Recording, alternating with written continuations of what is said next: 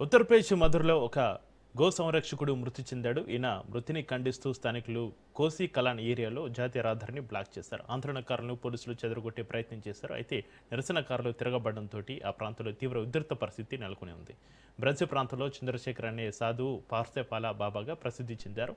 రాత్రి అతను వస్తున్న వాహనాన్ని ట్రక్కు ఢీకొట్టడంతో మృతి చెందాడు. దట్టమైన పొగమంచు కారణంగా చంద్రశేఖర్ వెళ్లే వాహనం కనిపించక అతని వాహనాన్ని ట్రక్కు ఢీకొట్టడంతో ఈ ఘటన జరిగింది. అయితే గోవులను అక్రమంగా తరలిస్తున్న ట్రక్ను చంద్రశేఖర్ అడ్డుకోవడంతో అతని వాహనాన్ని ఢీకొట్టి వెళ్ళినట్లుగా స్థానికులు చెబుతున్నారు. అయితే చంద్రశేఖర్ వాహనంలో కిరాణా సరుకులు, ఢీకొన్న ట్రక్లో వైర్లు ఉన్నట్లుగా పోలీసులు గుర్తించారు. ఇదొక రోడ్డు ప్రమాదమని, దీనికి గోవుల అక్రమ రవాణాతో ఎలాంటి సంబంధం లేదని, శాంతి భద్రతలకు భంగం కలిగిస్తున్న వారిపైన బలప్రయోగం చేసి పరిస్థితిని అదుపులోకి తీసుకొచ్చామని, తదుపరి చట్టపరమైన చర్యలు తీసుకుంటున్నామని పోలీసులు తెలిపారు.